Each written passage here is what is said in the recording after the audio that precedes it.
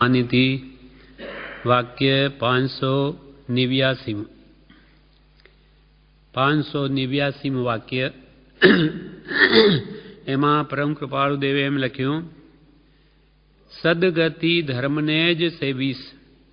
સદગતિ ધર્મને જ સેવીશ એટલે જે ધર્મ આરાધવાથી જીવની સદગતિ થાય અને પરંપરાએ મોક્ષનું કારણ થાય એ ધર્મને જ સેવીશ. જે ધર્મ વડે મારો આત્મા આનંદ દુઃખથી મુક્ત થઈ શાશ્વત સુખરૂપ મુક્તિને પામે એ જ ધર્મને સેવીશ. અને એ છે વિતરાગ પ્રણીત જૈન ધર્મ. જે વિતરાગ ભગવંતોએ રૂપ્યો તે જ મોક્ષનો સર્વોત્કૃષ્ટ ઉપાય છે. સંપૂર્ણ દુઃખ મુક્તિનો ઉપાય ભગવાન વિતરાગે જ ઉપદેશ્યો છે. એટલે રાગ દ્વેષથી સંપૂર્ણ રહિત થવું એ ભગવાન તીર્થંકરોએ જ કહ્યું છે. અને એ પોતે તે રૂપ થયા છે માટે એનો માર્ગ પણ આપણને બતાવ્યો છે કે સર્વથા રાગ દ્વેષથી મુક્ત થવાનો આ ઉપાય છે. આના વિશે કૃપાળદેવ વચનામૃતમાં કહે છે, અનાદિકાલથી કર્મજાલના બંધનથી આત્મા સંસારમાં રઝળ્યા કરે છે.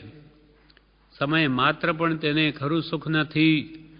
અધોગતિને સેવ્યા કરે છે અને અધોગતિમાં પડતા આત્માને ધરી રાખનાર જે વસ્તુ તેનું નામ ધર્મ કહેવાય છે.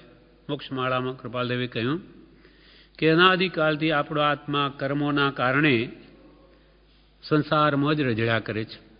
સંસાર એટલે 4 ગતિ ને ત્યાં સમય માત્ર પણ એને ખરું સુખ નથી. ખરું સુખ તો આત્માનું છે ને એ જીવે હજુ જાણ્યું જ નથી. એટલે ખરું સુખ એને એક સમય માત્ર પણ એ જીવ પામતો નથી અને નિરંતર એ 4 ગતિમાં જ રઝળે છે ને ત્યાં અધોગતિને સેવ્યા કરે છે. અને આવી અધોગતિમાં પડતા આત્માને ધરી રાખનાર તેનું નામ છે ધર્મ. અધોગતિ કોને ગઈ? નરક ગતિ કે તિર્યંજ ગતિ તે અધોગતિ કહેવાય. દેવગતિ અને મનુષ્ય એ ઉત્તમ ગતિ કહેવાય છે. હવે મોક્ષમાળા વિવેચનમાં આ વિશે કહે છે, કૃપાલદેવ કહે છે, સદગતિ ધર્મને સેવીશ. હવે ધર્મની અનેક વ્યાખ્યાઓ છે. વસ્તુ સ્વભાવો ધર્મો, વસ્તુ સ્વભાવો ધમ્મો. વસ્તુનો સ્વભાવ એ જ એનો ધર્મ છે. આત્મા પણ એક વસ્તુ છે અને એનો સ્વભાવ જ્ઞાન દર્શનમય છે. જાણવું, દેખવું, સ્વભાવમાં સ્થિર રહેવું એ જ્ઞાન દર્શન ચારિત્રમય આત્માનો સ્વભાવ છે. અથવા રત્નત્રય રૂપ ધર્મ, સમ્યક દર્શન, સમ્યક જ્ઞાન, સમ્યક ચારિત્રાણી, મોક્ષ માર્ગ એની જ રત્નત્રય કહેવાય. એ રૂપ ધર્મ. અથવા 10 લક્ષણ રૂપ ધર્મ, ઉત્તમ, ક્ષમા, આર્જવ, માર્જવ, સત્ય, સો, સંયમ, તપ, ત્યાગ, આકિંચન અને બ્રહ્મચર્ય એ 10 લક્ષણ રૂપ ધર્મ. એક આ પણ વ્યાખ્યા છે. ચોથી વ્યાખ્યા છે અહિંસા પરમો ધર્મ. દયા મૂળ ધર્મ. જ્યાં દયા નથી ત્યાં ધર્મ જ નથી. એટલે ભગવાન મહાવીરનો મુખ્ય ઉપદેશ છે અહિંસા પરમો ધર્મ. એમ અનેક પ્રકારે ધર્મ કહેવાય છે. એ સતધર્મ છે. એ સાચા આત્મધર્મની વ્યાખ્યા કરી. બાકી ધર્મ શબ્દ તો અનેક અર્થમાં વપરાય છે. જેમ કે રાજાનો ધર્મ, સ્ત્રીનો ધર્મ, પતિનો ધર્મ, પત્નીનો ધર્મ એટલે કર્તવ્ય. ત્યાં ધર્મ શબ્દ કર્તવ્ય કે ફરજના અર્થમાં વપરાય છે. પણ અનાદિકાલથી આપણો આત્મા કર્મજાલના બંધનથી સંસારમાં રઝળ્યા કરે છે. જેમ માછલા જલમાં સપડાઈ જાય છે તેમ જીવ કર્મરૂપી જાળમાં સપડાઈ જાય છે અને દુઃખી થાય છે. વિવેચનમાં એમ કહ્યું પૂજ્યશ્રીએ કે અનાદિકાલથી આપણો આત્મા કર્મરૂપી જાળમાં ફસાઈ જાય છે. જેમ માછલા કેમ જાળમાં સપડાઈ જાય તેમાં જીવ કર્મરૂપી જાળમાં સપડાઈ જઈને અનંત દુઃખ પામે. સમય માત્ર પણ તેને ખરું સુખ નથી. ખરું સુખ તો આપણે અનુભવી જ નથી. કેમ કે આત્માનો અનુભવ જ થયો નથી તો ખરું સુખ શું છે આપણને શું ખબર. એટલે મહાપુરુષો કે સમય માત્ર પણ આ સંસારી જીવને ખરું સુખ નથી. ખરું સુખ શું તો કે તે સમાધિ સુખ છે. આત્મ પરિણામની સ્વસ્થતાને શ્રી તીર્થંકર સમાધિ કહે છે. આત્માની સ્વસ્થતા, નિરાકુળપણું, તે છે ખરું સુખ. પણ એ જ્યાં સુધી આત્મજ્ઞાન થાય નહીં ત્યાં સુધી અનુભવમાં આવી શકે એમ નથી. એટલે સંકિત ન થાય ત્યાં સુધી એક સમય પણ તેને ખરા સુખની પ્રાપ્તિ નથી. આત્માનું શાશ્વત સુખ સંકિતની ફર્સના થાય તેને સમજાય. આ આત્મા અધોગતિને સેવ્યા કરે છે. સંસારમાં દુઃખના પ્રમાણમાં સુખ અતિ અલ્પ છે. આ સંસારમાં જે આપણે દુઃખ ભોગવીએ છીએ તેના પ્રમાણમાં સુખ તો અત્યંત અલ્પ છે. આપણે માનવ દેહ તો કોઈક જ વાર મળે, બાકી તો આ 84 લાખ જીવાયોનીમાં જીવ દુઃખ જ પામે. અને તેના હિસાબમાં જો જોવા જઈએ તો આ સંસારમાં સુખ તો એને અલ્પ માત્ર છે. બાકી તો એ જન્મ જરા મૃત્યુ આધિ વ્યાધિ ઉપાધિ રોગ શોક ચિંતા કે અનેક પ્રકારના શારીરિક માનસિક દુઃખ જ ભોગવે છે. અનંત કાળની અપેક્ષાએ દુઃખમાં ઘણા ભવ ગાળ્યા પછી એકાદ ભવમાં સારી ગતિ મળે અને સાતા સુખ મળે. એ પણ સાતા સુખ. જેમ કે આ માનવ દેહ મળ્યો કે ઘણું પુણ્ય, આ વધે પુણ્ય તો દેવલોક મળી આવે. પણ એ બી આવા ઉત્તમ દેહ કંઈ વારંવાર નથી મળતા.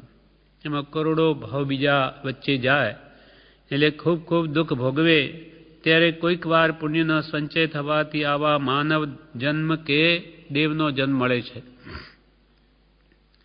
એટલે કે છે કે અનંતકાળની અપેક્ષાએ તો જીવ ઘણા ભવ દુઃખમાં ગાળે ત્યારે એકાદ ભવ સારી ગતિ મળે તે પણ સાતા સુખ. એ પણ અંતરદાહ રૂપ જ સાતા છે. ત્યાં કંઈ નિરાકુળ સુખ નથી. આપણને પણ ઘણી સામગ્રી મળી હોય તો એને ભોગવવાનું મન થાય. ખાઉં પીવું, ક્યાં જાઉં, શું કરું, એટલે અંતરમાં શાંતિ નથી. પણ પુણ્યનો ઉદય છે એટલે બાહ્ય અશાતા નથી એટલે જીવને સુખ લાગે. પણ નાનીઓ કે ખરું સુખ નથી. એ પણ અંતરદાહ રૂપ જ સાતા છે. ધર્મ આરાધે ત્યારે સારી ગતિ થાય અને મોક્ષ પણ પામે. ધર્મ આરાધના રત્નત્રય રૂપ ધર્મ કે 10 લક્ષણ રૂપ ધર્મ કે અહિંસા પરમો ધર્મ, એ ધર્મ કે પોતાના સ્વભાવને પ્રાપ્ત કરવા માટેનો જો પ્રયત્ન જીવ કરે, પાપથી મુક્ત થાય, છોડે, ઓછા કરે તો એ સદગતિને પામે. ધર્મ આરાધે ત્યારે સારી ગતિ થાય અને મોક્ષ પણ પામે. અંતે ધર્મ આત્માને અધોગતિમાં પડતા અટકાવે છે. અધોગતિ એટલે નરક તિર્યંચમાં ન જવા દે અને મનુષ્ય દેવમાં લઈ જાય તે ધર્મ. દુર્ગતિમાં આપણને જવા ન દે અને ઉત્તમ ગતિમાં ધારી રાખે તેનું નામ છે ધર્મ. હવે કૃપાલદેવ એ મોક્ષમાળામાં કામદેવ શ્રાવકની ધર્મ દ્રઢતા એ વિશે પાઠ લખ્યો. એટલે કામદેવ શ્રાવકનું દ્રષ્ટાંત ભગવાન મહાવીર મુનિઓને કહે છે, મુનિઓને આપે છે કે હે મુનિઓ, આ કામદેવ શ્રાવક જેવા તમે પણ ધર્મ દ્રઢ થાઓ, એવી ધર્મો દ્રઢતા રાખો, દ્રઢ શ્રદ્ધા રાખો. એ દ્રષ્ટાંત આ પ્રમાણે છે કે મહાવીર ભગવંતના સમયમાં દ્વાદશ વ્રતને વિમળ ભાવથી ધારણ કરનાર વિવેકી અને નિર્ગ્રંથ વચનાનુરક્ત કામદેવ નામનો એક શ્રાવક તેઓનો શિષ્ય હતો. 12 વ્રતધારી, વિવેકી, નિર્ગ્રંથ, વિતરાગ, ભગવંતના વચન અનુસાર જે વર્તનારો એવો શ્રાવક હતો, મુનિની શ્રાવક, જેનું નામ કામદેવ. સુધર્મા સભામાં, પહેલા દેવલોકની સભામાં ઇન્દ્રે એની પ્રશંસા કરી. સુધર્મા સભામાં ઇન્દ્રે એક વેળા કામદેવની ધર્મ અચળતાની પ્રશંસા કરી. એવામાં ત્યાં એક તુચ્છ બુદ્ધિમાન દેવ બેઠો તો તે બોલ્યો કે તો સમજાયું, નારી ન મળે ત્યાં સુધી બ્રહ્મચારી, તેમજ જ્યાં સુધી પરિસ્થ ન પડ્યા હોય ત્યાં સુધી બધાએ સહનશીલ અને ધર્મદ્રઢ. આ મારી વાત હું એને ચડાવી આપીને સત્ય કરી દેખાડું. ઇન્દ્રિય કહ્યું કે એના જેવો કોઈ ધર્મધડ નથી. ત્યારે એક મિથ્યાત્વી દેવ કે એમ હોઈ ન શકે.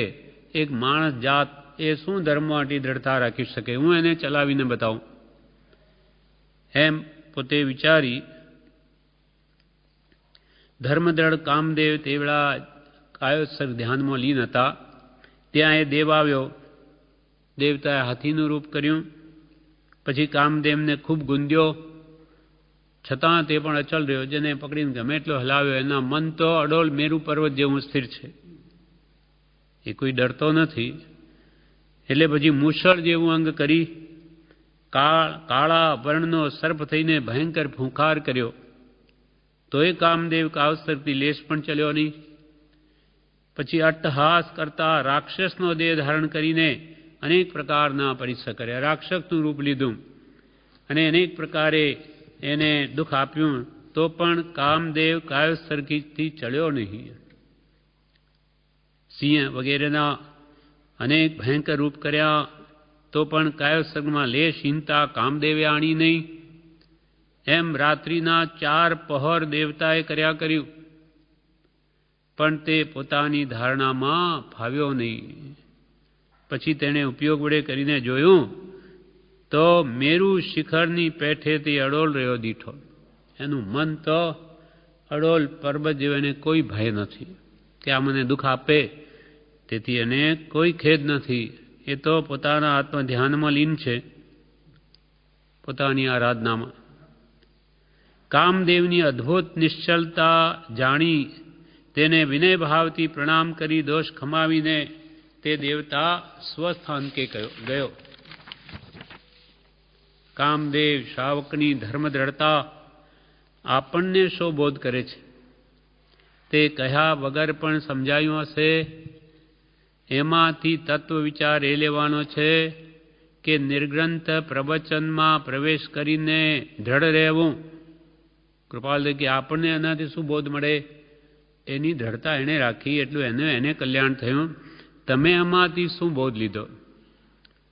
તો કે આપણે પણ ભગવંતે કહેલા તત્વને પૂરેપૂરું વિચારીને એવી રીતે તેમાં દ્રઢ રહેવું, ચલાયમાન ન થવું, શ્રદ્ધાથી ચલિત ન થવું. નિર્ગ્રંથ પ્રવચનમાં પ્રવેશ કરીને દ્રઢ રહેવું. કાયોત્સર્ગ ઇત્યાદિ જે ધ્યાન ધરવાના છે તે જેમ બને તેમ એકાગ્ર ચિત્તી અને દ્રઢતાથી નિર્દોષ કરવા. કાયોત્સર્ગમાં જે ધ્યાન કરીને કર્મોની બળવાદ નિર્જરા કરવી છે, તો આવો કાયોત્સર્ગ કરીને આપણે પણ અચળ રહેવું. ચળ વિચળ ભાવથી કાયોત્સર્ગ બહુ દોષયુક્ત થાય છે. પાઈને માટે ધર્મ શાખ કાઢનારા ધર્મો દ્રઢતા ક્યાંથી રાખે અને રાખે તો કેવી રાખે એ વિચારતા ખેદ થાય છે. પાઈ જેવા નજીવા લાભ માટે ધર્મના સોગંદ ખાઈ લે. ધર્મના સોગંદ તમને આ બીજી રીતે હોય તો એક નહીં જેવી કિંમત માટે ધર્મને વેચી દે. એને પાઈ એટલે નજીવી કિંમત કરતાં પણ ધર્મની કિંમત જેને ઓછી લાગે, તો એવા જીવો ધર્મમાં દ્રઢતા શું રાખે? ધર્મનું મહાત્મ્ય જ જેના હૃદયમાં નથી. એટલે કૃપાલદેવ કહે પાઈને માટે ધર્મ શાખ કાઢનારા, ધર્મની સોગંદ ખાનારા ધર્મ દ્રઢતા ક્યાંથી રાખે અને એ રાખે તો કેવી રાખે એ વિચારતા ખેદ થાય છે. એનું મહાત્મ્ય જ હૃદયમાં નથી, એ શું ધર્મ દ્રઢતા રાખવાનો? પણ કૃપાલદેવ કહે છે કે સદગતિ ધર્મને જ સેવીશ. જે વડે આત્માની સદગતિ થાય એવા આત્મધર્મને જ મૂક્યો છે. જ સેવીશ એટલે એ સિવાય બીજું નહીં, એવો ધર્મ દ્રઢ થઈશ. ઉપદેશ પ્રસાદ ભાષાંતર ભાગ 4માં કામદેવ શાક વિશે જણાવે છે કે દેવતાએ બીજી પણ અનેક રીતે પોતાની શક્તિ પ્રમાણે સર્વવીરે ફોરવ્યું તો પણ તે કામદેવ શ્રેષ્ઠીના દ્રવ્યભાવની શક્તિનો અલ્પમાત્ર પણ નાશ કરવાને તે સમર્થ થયો નહીં. એટલે દેવતાએ બીજી પણ અનેક રીતે પોતાની શક્તિનો ઉપયોગ કરીને ઘણી મહેનત કરી કામદેવને ચલાવવાની, છતાં પણ સર્વવીર્ય ફોરવ્યું દેવતાએ તો પણ કામદેવ શેઠના દ્રવ્યથી કે ભાવની અપેક્ષાએ તે અલ્પમાત્ર ચલિત થયો નહીં, તેને ચલાવી શક્યો નહીં. એટલે છેવટે તે દેવતા થાક્યો ત્યારે શ્રેષ્ઠીને પ્રણામ કરીને બોલ્યો, હે શ્રાવક, તને ધન્ય છે. માયારૂપી પૃથ્વીનું વિદારણ કરવામાં હળ સમાન એવા પરમધીર શ્રી મહાવીર સ્વામીએ કહેલા ધર્મ માર્ગમાં રસી થયેલો તું સાચો છે.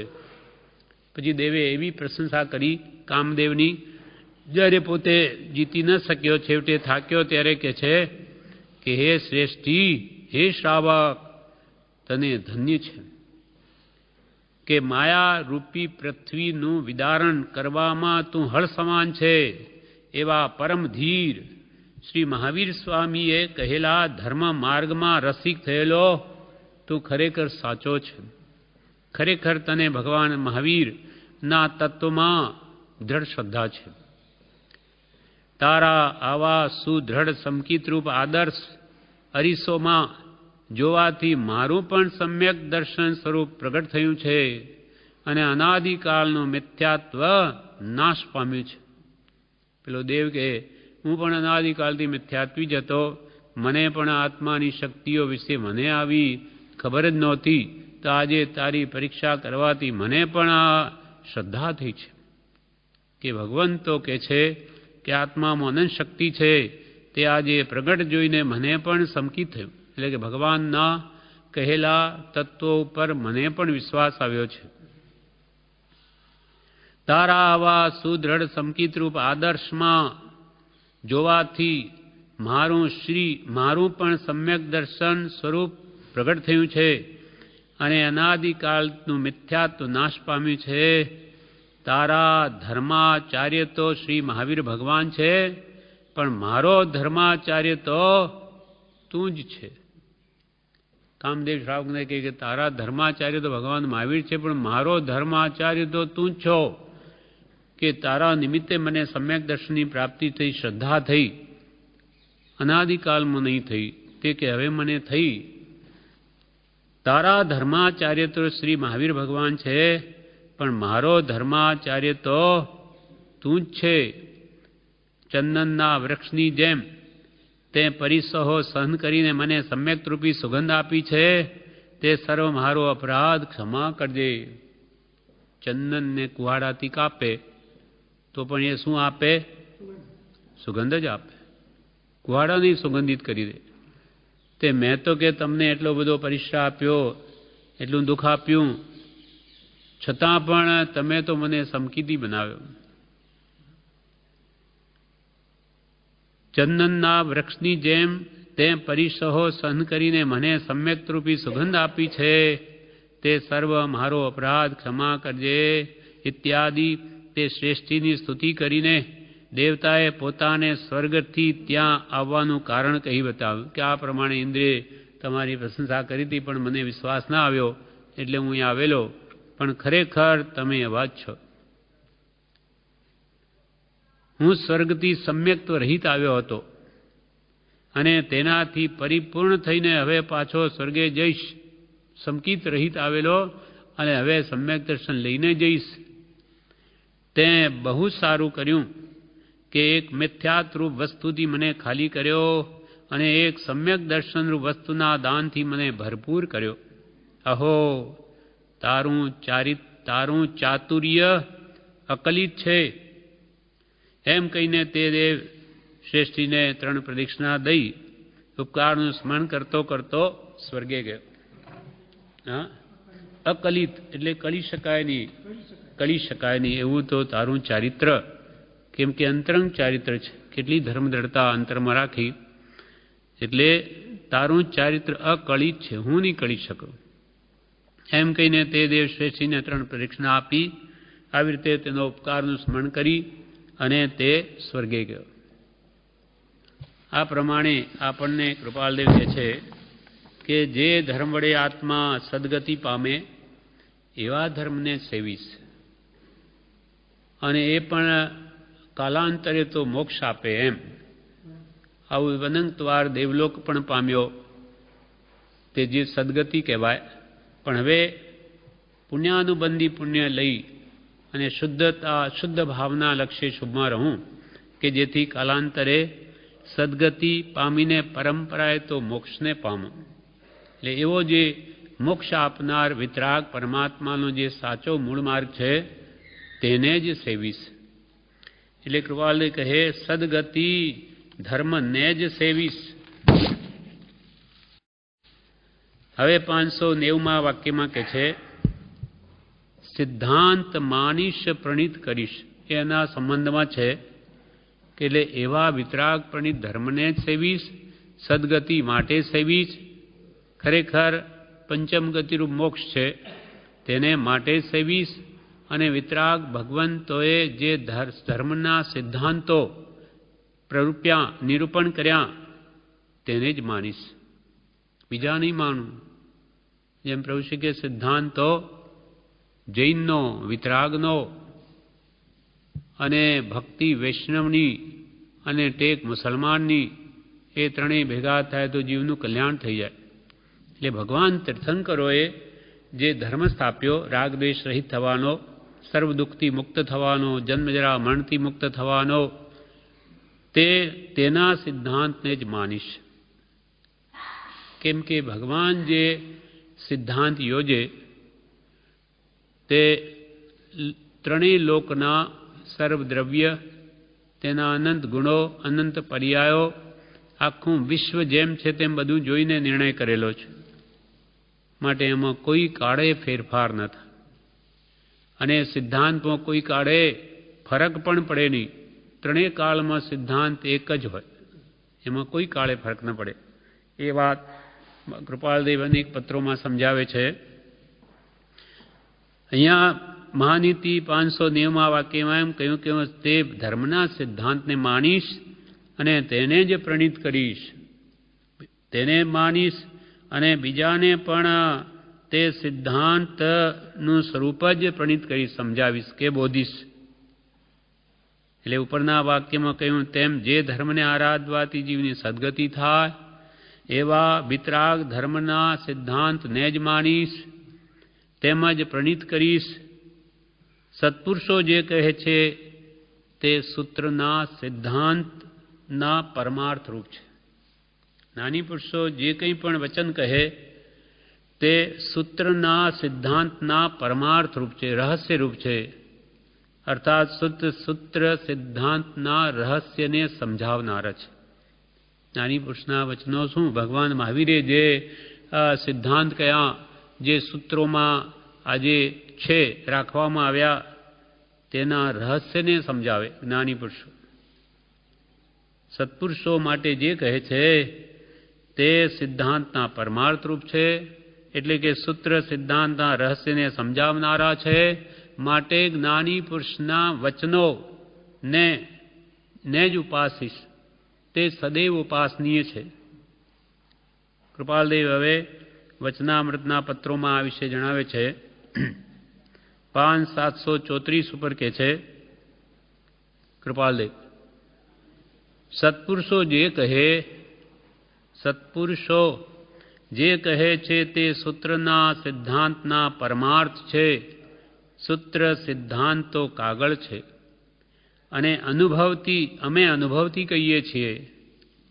અનુભવથી શંકા મટાડવાનું કહીએ છીએ. અનુભવ પ્રગટ દીવો છે અને સૂત્ર કાગળમાં લખેલ દીવો છે. કૃપાલદેવે ઉપદેશમાં શું કહ્યું કે જ્ઞાની પુરુષો જે કહે તે ખરેખર સિદ્ધાંતના પરમ રહસ્યને સમજાવે, પરમાર્થ રૂપ છે એના વચનો. કેમ કે સૂત્ર એટલે શાસ્ત્રો, એમાં સિદ્ધાંત લખાયેલા છે જે ભગવાને કહ્યા તે જ, પણ તે તો કાગળ છે, આજે કાગળમાં લખેલા છે. જ્યારે જ્ઞાની પુરુષો જે કહે છે તે કૃપાલ કે અમે અનુભવથી કહીએ છીએ, અમે એ વસ્તુને અનુભવીને કહીએ છીએ. અનુભવથી અમે તમારી શંકા મટાડવા માટે કહીએ છીએ. કેમ કે અનુભવ એ પ્રગટ દીવો છે ને સૂત્ર તો કાગળમાં લખેલ દીવો છે. કાગળમાં દીવો દોરેલો હોય કે લખેલો હોય તેના કરતાં અમે જે વાત કરીએ છીએ એ તો પ્રગટ એ સ્વરૂપને અનુભવીને કહીએ છીએ. આત્માને સ્પર્શીને નીકળેલી વાણી છે. અનુભવ પ્રગટ દીવો છે ને સૂત્ર કાગળમાં લખેલ દીવો છે. સૂત્ર અને સિદ્ધાંત બે જુદા છે. સૂત્ર અને સિદ્ધાંત બે જુદા છે. આ બધી વાત 770 પાનો પર લખે છે વિસ્તારથી કે સૂત્ર અને સિદ્ધાંત બે જુદા. સાચવવા સારું સિદ્ધાંતો સૂત્રરૂપી પેટીમાં રાખવામાં આવે છે. સૂત્રરૂપે એને રચ્યા. પણ સિદ્ધાંત ભગવંતે અનુભવીને જે નિર્ણિત કર્યું તે સિદ્ધાંતને સૂત્રરૂપી પેટીમાં રાખવામાં આવ્યા છે. શાસ્ત્રોમાં આજે લખવામાં આવ્યા છે. દેશકાળને અનુસરી સૂત્ર રચવામાં એટલે ગૂંથવામાં આવે છે. આ જીવો આ કાળના જીવોને વર્તમાન કાળના જીવોને શું ઉપયોગી છે તે આધારે તે સૂત્રો કે શાસ્ત્રો રચવામાં આવે છે. કાળને અનુસરી સૂત્ર રચવામાં એટલે ગૂંથવામાં આવે છે અને તેમાં સિદ્ધાંતની ગૂંથણી કરવામાં આવે છે. એમાં સિદ્ધાંતોને ગૂંથવામાં આવે, વણવામાં આવે. તે સિદ્ધાંતો ગમે તે કાળમાં ગમે તે ક્ષેત્રમાં ફરતા નથી. ભગવાને જે સિદ્ધાંતો કહ્યા તે અનંતા તીર્થંકરો પૂર્વે થઈ ગયા એ પણ એ જ કહેતા હતા. ભવિષ્યમાં અનંતકાળ પછી પણ માર્ગ એક જ છે. એમાં કોઈ ફેરફાર નથી. એક હોય ત્રણ કાળમાં પરમાર્થનો પંથ પ્રેરે તે પરમાર્થને તે વ્યવહાર સંમત. ત્રણેય કાળમાં મોક્ષનો માર્ગ એક છે. જે માર્ગથી ઋષભદેવ ભગવાન મોક્ષને પામ્યા તે જ માર્ગથી મહાવીર સ્વામી પામ્યા અને તે જ માર્ગથી પદ્મનાભ જેવા ભવિષ્યમાં પણ મોક્ષને પામશે કે મહાવિદ્ય ક્ષેત્રમાં શ્રીમંદર સ્વામી વગેરે પામી રહ્યા છે. બધાનો માર્ગ એક જ. એટલે કે છે ભગવંતોએ જે સિદ્ધાંતો પ્રનિરૂપિત કર્યા તે ગમે તે કાળમાં ગમે તે ક્ષેત્રમાં ફરતા નથી અથવા ખંડિતપણાને પામતા નથી. અને જો તેમ થાય તો તે સિદ્ધાંત નથી, સિદ્ધાંત જ નથી. જો આજે કહીએ ને કાલે ફરી જાય કે ભવિષ્યમાં પડી બીજી વાત બીજી રીતે એ વાત સિદ્ધ થાય તો કે સિદ્ધાંત જ નથી. સિદ્ધાંત તો ત્રણેય કાળમાં નહીં ફરે.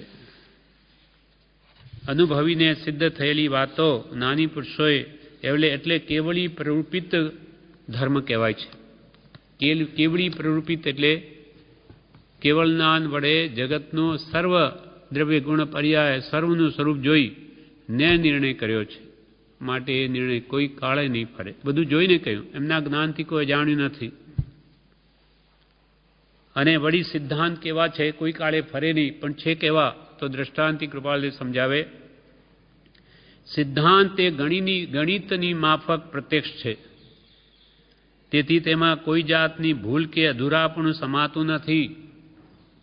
અક્ષર બોડિયા હોય તો સુધારીને માણસો વાંચે છે, પરંતુ આંકડાની ભૂલ થાય તો તે હિસાબ ખોટો ઠરે છે. માટે આંકડા બોડિયા હોતા નથી. આ દ્રષ્ટાંત ઉપદેશ માર્ગને સિદ્ધાંત માર્ગને વિશે ઘટાડવું. સિદ્ધાંત એ ગણિતની માફક છે. હા, આપણે એટલે જ માટે તો પ્રભુશ્રીએ કહ્યું કે સિદ્ધાંત જૈનનો માનવા, જૈનના.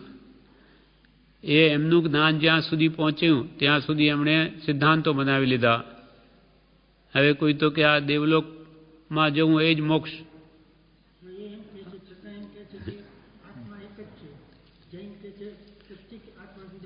પણ એમનું જ્ઞાન ત્યાં સુધી કેવળ જ્ઞાનીય થયા નથી એટલે એમના સિદ્ધાંતો ખોટા કહેવાય.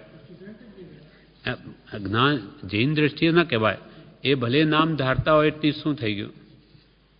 એ દરેક મત પોતપોતાનું જ ગાય છે, પણ સત્ય શું એ આપણે નિર્ણય કરવાનો છે. આમ તો કોઈ ગાંડો માણસ હોય એ કહી દે આપણને કે આ જવાહરલાલ નહેરુ કોણ હતો? તે હું જ છું, તમે મને નહીં ઓળખ્યો, તેથી આપણે માની લઈશું. કોઈ કે હું જ ગાંધીજી હું જ છું, એમ કહેવાથી કોણ માનશે? તેમ દરેક સિદ્ધાંત પોતપોતાની ગાય. કૃપાલ આનંદગંજીએ લખ્યું નથી? મત મત ભેદે રે જો જઈ પૂછીએ સૌ થાપે આહમે પંથડો નિહાળું રે બીજા જીન તણો રે અજિત અજિત ગુણ ધામ. પંથડો નિહાળું બીજા ચિંતણો કેમ કહ્યું? કે આ બધું જ્યાં જઈએ છે ત્યાં સૌ આપણી પોતાની ગાય છે. બધા કે અમે એમાં કહીએ છીએ ને એથી જ મોક્ષ થાય. ફલાણા કહે તો કે ના, એ બધું ખોટું, મિથ્યા. એમ શ્વેતામણને પૂછો તો અમે કહીએ એમ જ છે. ભગવાન મહાવીરને જ માને બધા, છતાં કેવી માન્યતામાં ફરક છે. એનું નામ જ મિથ્યાત. એકાંત લઈ લીધું. સાદવાદ ભગવંત કે છે મૂકી દઈ. પછી જૈન હોય તોય શું? કૃપાલ કે જૈન નામ ધરાવવાથી પણ મોક્ષ નથી, પણ આવી વિપરીત માન્યતાઓ મૂકી દઈ અને વસ્તુનું સ્વરૂપ જેમ છે તેમ સાદવાદથી સમજે તો કોઈ ધર્મ મિથ્યા નથી. પણ એકાંતે પકડી લે તો એ લોકો એકાંતે પકડ્યા, એના સિદ્ધાંતો એકાંતે બનાવેલા માટે સિદ્ધાંત મિથ્યા છે.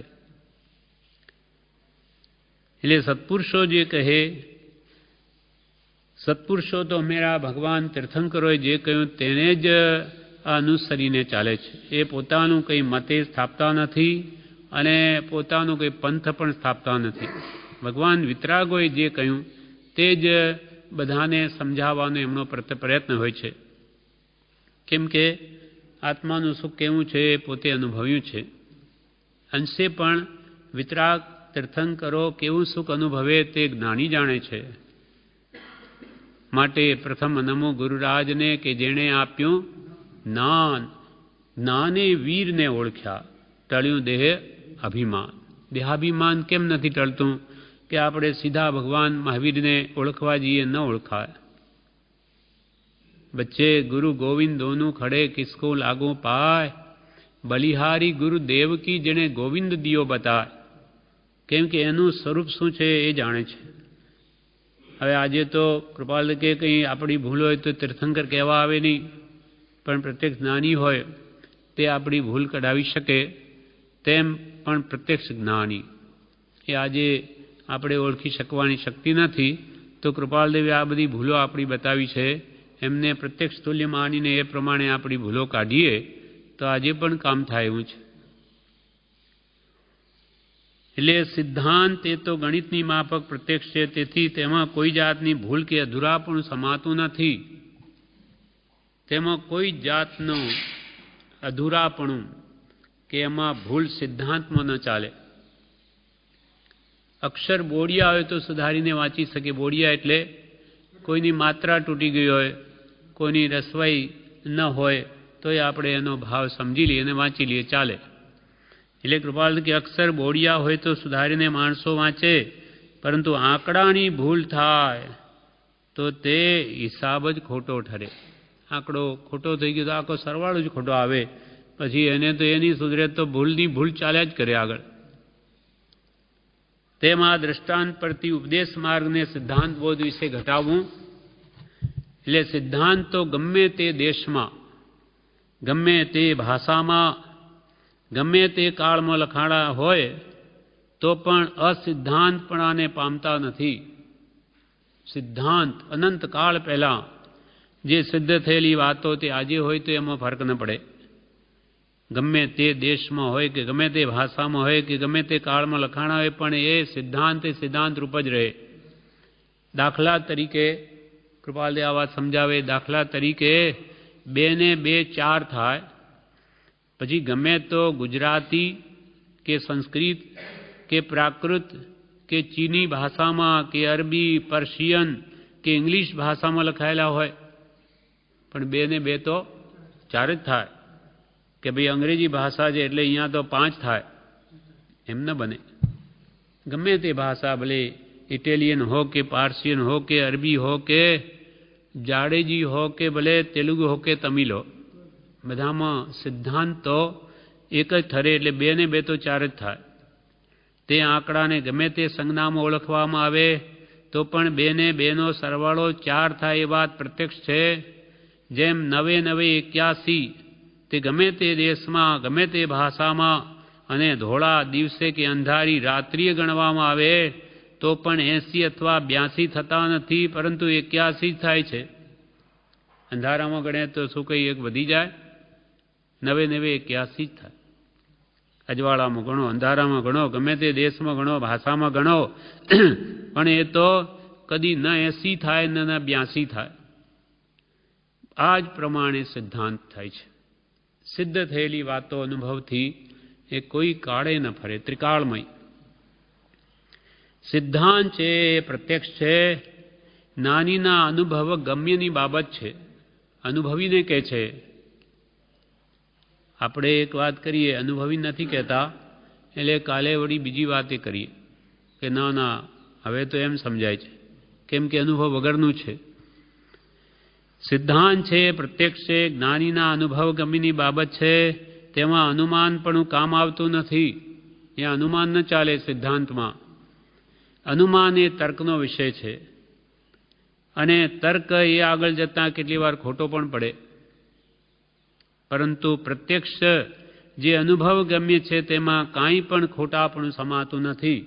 પણ જે પ્રત્યક્ષ અનુભવીને જે વાત સિદ્ધ કરી હોય એમાં કે છે કદી પણ મિથ્યા થાય નહીં.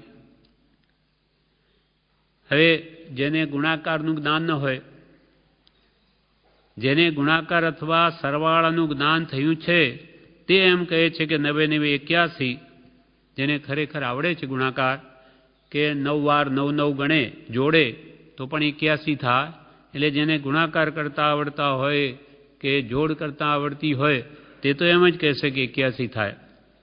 પણ ત્યાં આગળ જેને સરવાળો અથવા ગુણાકારનું જ્ઞાન નથી કે ભાઈ મને તો આ આવડતું નથી, ગુણાકાર ને આ જોડ, અથવા ક્ષયોપશમ થયો નથી, ભણેલો નથી, ને અનુમાનથી અથવા તર્ક કરી એમ કહે કે 98 થતા હોય તો કેમ ના કહી શકાય? તમે કેમ 9 9 81 જ કહો, કે શું 98 નહીં થાય? એ કે મને તો ખબર પડતી નથી, તમે એમ કેમ કહો છો? એ તો 98 100 થઈ શકે. કોઈ એમ કહી દે કે જેને સરવાળો આવડતો ન હોય, ક્ષોપશમ ન હોય તો તેમાં કંઈ આશ્ચર્ય પામવા જેવું છે નહીં. કેમ કે તેને જ્ઞાન ન હોવાથી તેમ કે સ્વાભાવિક છે, એને ખબર નથી બિચારાને, માટે એ કહે છે કે 9 9 98 ન થાય. એમ તો એ તો અજ્ઞાનને કારણે બોલે છે. પરંતુ જો તેને ગુણાકારની રીતિ છોડી છૂટી છૂટી કરીને 1 થી 9 સુધી આંકડા બતાવી 9 વાર ગણાવ્યું હોય તો 81 થતા અનુભવે ગમ્ય થવાથી તેને સિદ્ધ થાય છે. માનો 2 4 ચોપડી ભણેલો, કંઈ ના આવડતો એ ગુણાકારી માનો, તો એને કે લે હવે આ 9 9 ગણીને 10 સુધી આંકડા આવતા હોય તો એક ઢગલી કરી 9 ની આ કરી, એવી 9 ઢગલીઓ બનાવ. પછી 1 1 2 2 3 4 9, પછી 10 11 12, આમ 18 27, આમ કરતા કરતા ગણતો જા તો એનો આંકડો 81 જ આવશે. કદાપી તેના મંદ ક્ષોભસમથી 81 ગુણાકારથી અથવા સરવાળાથી ન સમજાય તો પણ 81 થાય એમાં ફેર નથી. માનો કે એ પણ એને ન સમજાય, મને તો ગણતાય નથી આવડતું, પણ તને નથી આવડતું તેથી એ કંઈ 81 ના 85 કે 90 કે 80 ન થાય. એ તો જેમ છે એમ જ થાય. એ પ્રમાણે સિદ્ધાંત આવરણના કારણથી ન સમજવામાં આવે તો પણ તે અસિદ્ધાંતપણાને પામતા નથી. એ વાતની ચોક્કસ પ્રતીતિ રાખવી કે મને તો ભગવાને સિદ્ધાંત કે મને તો માનવામાં નથી આવતા.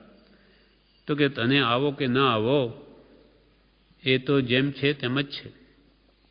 જેમ કે ભગવાન કહે કે ભાઈ પાપ પુણ્યના ફળ છે, શુભ કરે ફળ ભોગવે દેવાદિગતિમાં, અશુભ કરે નરકાદિ ફળ, કર્મ રીતન ક્યાં? તો કે હું તો નથી માનતો. ક્યાં છે સ્વર્ગ? દેખાય છે? ક્યાં છે નરક? કાંઈ જ નથી. બધી ખોટી ભ્રાંતિ ઊભી કરી. એમ કોઈ કહી દે તેથી શું નરક ગતિ કે સ્વર્ગ બધા મટી જાય? એ તો જેમ છે તેમ જ રહે. કોઈ અમેરિકા લંડન નહીં જોયો તો કે ક્યાં છે? બધી ખોટી વાતો. તેથી કે દેશ મટી જાય બધા? એમ સિદ્ધાંત જે ભગવંતો અનુભવ્યા આપણને સમજવામાં નથી આવતા, તેથી સિદ્ધાંત ખોટા ન ઠરે. એ તો એમ જ હોય.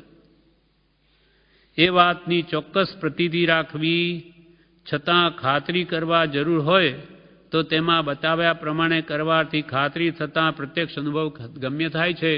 તમને ખાતરી નથી થતી તો આ પ્રમાણે તમે ગણી જુઓ તો તમને ખાતરી થશે. જ્યાં સુધી અનુભવ ગમ્ય ન થાય ત્યાં સુધી સુપ્રતીતિ રાખવા જરૂર છે, અને સુપ્રતીતિ ક્રમે ક્રમે કરી અનુભવ ગમ્ય થાય છે. કે ભાઈ મને જ્યાં સુધી ભગવાને એમ કહ્યું પણ મને અનુભવમાં નથી આવતો, આત્મા અનંત સુખરૂપ છે, દેહથી આત્મા ભિન્ન છે, તો પણ કે સુપ્રતીતિ રાખવી, વિશ્વાસ રાખવો, શ્રદ્ધા રાખવી. તમને તો ક્યાં ખબર છે કે તમે તમારા બાપના દીકરા છો? કંઈ ખબર છે? જોયું છે? ના, પણ કહે છે મારા માતા પિતા એમ કહે છે કે તું અમારો દીકરો છે માટે અમે કહીએ છીએ. ત્યારે બીજો એમ કહે કે નહીં, ગલત વાત છે. એ તારા માતા પિતા એ ક્યાંય ગયેલા, ત્યાં ઝાડ નીચે તું સૂતેલો, કોઈ મૂકી ગયેલો, એ ઉપાડી લાવ્યા. તો કે ના, એમ નથી, મારા મા બાપ એમ કહે છે કે મારો જ તમે દીકરો. તો એ કેવી શ્રદ્ધાથી વાત તે માની રાખીએ, તેમાં શંકા નથી કરતા. તેમ અહીંયા કૃપાલદેવ એમ કહે છે કે જ્યાં સુધી તમને આત્મા દેહથી ભિન્ન છે વગેરે અનુભવમાં નથી આવતું ત્યાં સુધી સુપ્રતીતિ રાખો, સારી રીતે વિશ્વાસ રાખો, શ્રદ્ધા રાખો. નાની કદી મિથ્યા ન કહે. જ્યાં સુધી અનુભવ ગમ્ય ન થાય ત્યાં સુધી સુપ્રતીતિ રાખવા જરૂર છે, અને સુપ્રતીતિથી ક્રમે ક્રમે કરી અનુભવ ગમ્ય થાય છે. શ્રદ્ધા રાખીને તમે તે માર્ગે ચાલશો તો જરૂર તમને આત્મા અનુભવમાં આવશે. વ્યવહારમાં એમ જ કરીએ, જેના પર વિશ્વાસ હોય તે જે કે એમ ધંધો કરીએ છીએ, અથવા ક્યાંય મુંબઈ વગેરે જવું હોય તો એ માર્ગ જેને પૂછીએ બતાવે તેમ જઈએ છીએ તો તે ગંતવ્ય સ્થાને પહોંચીએ છીએ. તેમ આ મોક્ષ માર્ગમાં ગમન કરવું હોય તો જ્ઞાની કહે એમ કરો તો કે તમે જરૂર ઠેઠ ત્યાં પહોંચશો. સિદ્ધાંતના દાખલા. હવે સિદ્ધાંત શું છે એના દ્રષ્ટાંત કૃપાલદેવ આપે. પહેલો સિદ્ધાંત, રાગ દ્વેષથી બંધ થાય છે. એક આ સિદ્ધાંત છે. રાગ દ્વેષથી કર્મ બંધ જ થાય, એ કદી અબંધ ન રહે. રાગ કરે કે દ્વેષ કરે, ભલેને ભગવાન કહેવાતો હોય પણ એ પણ રાગ દ્વેષ કરતો એ બંધાય. કેમ કે રાગ દ્વેષથી બંધ થાય છે, કર્મ બંધ થાય, એ સિદ્ધાંત છે. બે, બંધનો ક્ષય થવાથી મુક્તિ થાય છે, આ સિદ્ધાંત છે. રાગ દ્વેષ જેના ગયા તે જરૂર મોક્ષને પામે, એ પણ સિદ્ધાંત. પછી ગમે તે દેશમાં, ગમે તે વેશમાં, ગમે ત્યાં હોય, પણ રાગ દ્વેષ જેના ગયા તે જરૂર પરમાત્મા બની જશે. કેમ કે પરમાત્મા સ્વરૂપ જ છે આત્માનું, પણ એ રાગ દ્વેષથી આવરિત છે. સિદ્ધાંતની ખાતરી કરવી હોય તો રાગ દ્વેષ છોડો. કૃપાલ કે આ સિદ્ધાંત તમને માન્ય ન હોય તો તમે રાગ દ્વેષ છોડીને જુઓ કે તમારો આત્મા મોક્ષ સુખ અનુભવે કે નહીં. અહીંયા છોડીને જુઓ. સિદ્ધાંતની ખાતરી કરવી હોય તો રાગ દ્વેષ છોડો. રાગ દ્વેષ સર્વ પ્રકારે છૂટે તો આત્માનો સર્વ પ્રકારે મોક્ષ થાય છે. સંપૂર્ણ રાગ દ્વેષ ગયા કે તત્ક્ષણ મોક્ષ. આત્મા બંધના કારણથી મુક્ત થઈ શકતો નથી. બંધન છૂટ્યું કે મુક્ત જ છે. આપણે બંધાયેલા હોઈએ, અહીંયા પણ આપણને કોઈએ બાંધી રાખેલા હોય 8 પ્રકારની દોરીઓથી એકદમ જકડી રાખ્યા હોય, 8 તેમ 8 કર્મથી જકડાયેલા છે. 8 દોરીઓ ખોલી લે તો આ છૂટા. તેમ આત્મા જો રાગ દ્વેષ રૂપી બંધનથી મુક્ત થાય તો છૂટેલો જ છે. તેમાં કશો સવાલ કે શંકા રહેતા નથી.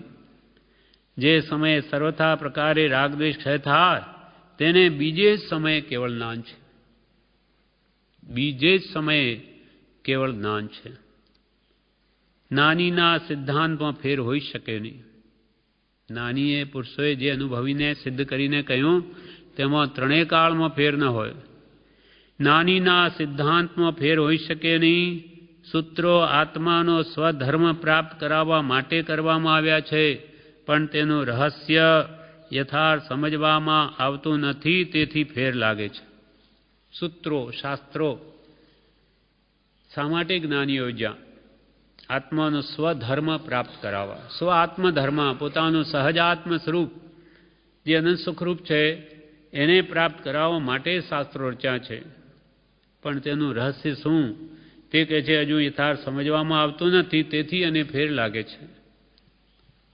સિદ્ધાંતના બાંધા વિશે એમ સમજવું કે આપણી બુદ્ધિ ન પહોંચે, તેથી તે વચનો અસત છે એમ ન કહેવું કે ભાઈ મને તો નથી સમજાતું આ બધું, માટે હું તો એને માનતો નથી, બધા ખોટા છે, મને સમજાતા નથી. તને તો ઘણું નથી સમજાતું આ દુનિયાનું, કેટલી બધી વિજ્ઞાન, કેટલી બધી વિદ્યાઓ છે, તેથી બધી ખોટી ઠરે. સિદ્ધાંતના બાંધા વિશે એમ સમજવું કે આપણી બુદ્ધિ ન પહોંચે, તેથી તે વચનો અસત છે એમ ન કહેવું. કારણ કે જેને તમે અસત કહો છો તે શાસ્ત્રથી જ પ્રથમ તો તમે જીવ અજીવ એવું કહેતા શીખ્યા છો. આ જીવ તત્વ છે, આ જીવ છે, આ બધું ક્યાંથી શીખ્યા? શાસ્ત્રોથી. હવે એમ એ શાસ્ત્રોથી શીખીને તમે એમ કહો છો કે એ શાસ્ત્રો ખોટા. આ તમારું જ્ઞાન કેવું? અથવા આ તમારે તો ઉપકારને બદલે અપકાર કરો છો. અર્થાત તે જ શાસ્ત્રોને આધારે તમે જે કંઈ જાણો છો તે જાણ્યું છે, તો પછી તેને અસત કહેવા તે ઉપકારને બદલે દોષ કરવા બરાબર ગણાય. તમારું જેણે ભલું કર્યું હોય તેની જ માત્ર નિંદા કર્યા કરો તો એ ઉપકારને બદલે તમે દોષ કરવા બરાબર છે. વળી શાસ્ત્રના લખનારાઓ પણ વિચારવાન હતા, તમારા કરતાં તો વધારે બુદ્ધિશાળી હતા. તમે તમારી બુદ્ધિને મહાન માનો, જ્યારે એ શાસ્ત્રના લખનાર તો જ્ઞાની પુરુષો હતા, ઘણા વિચારવાન હતા, તેથી તે સિદ્ધાંત વિશે જાણતા હતા. મહાવીર સ્વામી પછી ઘણે વર્ષે લખાણા છે, માટે અસત કહેવા તે દોષ ગણાય. કે ભગવાન મહાવીર થઈ ગયા પછી 900 વર્ષે લખાયા, માટે બધા ખોટા. એ કંઈ ભગવાનના કહેલા છે એમ ગમે તે કદી બોલવું નહીં. કેમ કે તે વખતના આચાર્યો ભગવાને જે કહ્યું તે એમને તો બધું મોઢે હતું, સ્મૃતિમાં, પરંપરા, એ બધું શિષ્ય પરંપરામાં યાદ બીજા કરી લેતા હતા, એવી શક્તિઓ હતી. આજે બધી એ શક્તિઓ ક્ષીણ થઈ ગઈ છે, બાકી શાસ્ત્રો મોઢે રાખતા હતા. મહાવીર સ્વામી પછી ઘણે વર્ષે શાસ્ત્રો લખાણા છે, માટે અસત કહેવા તે દોષ ગણાય. અસત ન કહી શકાય. તારી શું એવી બુદ્ધિ છે કે તું એને ખોટા કહી દે? તને તો હજુ એકડો આવતો નથી, ધર્મ આવડત નથી, સમજી શકતો નથી તત્વને, અને એટલું બાળક કહી દે કે આ બધું ખોટું છે, આ ભણાવે એ બધો, આ માસ્તરો શું ભણાવે બધું ખોટું. અરે પણ તને ક્યાં ભાન છે શું છે? તેવી સ્થિતિ આપણી છે. બાળ જીવો છીએ આપણે, અજ્ઞાનીઓ. એટલે ભગવાનના ઉપદેશેલા વચનોને અસત કહેવા તે મોટો દોષ છે. એટલે આ પ્રમાણે કૃપાલદેવે કહ્યું કે ભગવાન તીર્થંકરોએ આત્મા અનુભવીને જે સિદ્ધ કરેલું તત્વોનું સ્વરૂપ જે પ્રરૂપિત કર્યું તેને જ માનીશ ને તેને જ પ્રણીત કરીશ. એટલે વાક્ય 509 છે, સિદ્ધાંત માનીશ. 589મું વાક્ય હતું કે સદગતિ ધર્મને સેવીશ, અને હવે 590મું વાક્ય કે જે ધર્મ વડે સદગતિ પ્રાપ્ત થાય એવા વિતરાગ ધર્મના જ સિદ્ધાંતને માનીશ. ભગવાન તીર્થંકરોએ જે કેવળ જ્ઞાન પ્રરૂપિત ધર્મ કે એને જ માનીશ, એને જે સિદ્ધાંતો પ્રરૂપિત કર્યા તેને જ માનીશ, અને તેને જ પ્રણીત કરીશ. બીજાને પણ એ જ કહીશ, બીજું નહીં. આ પ્રમાણે 590મું વાક્ય પૂરું થયું.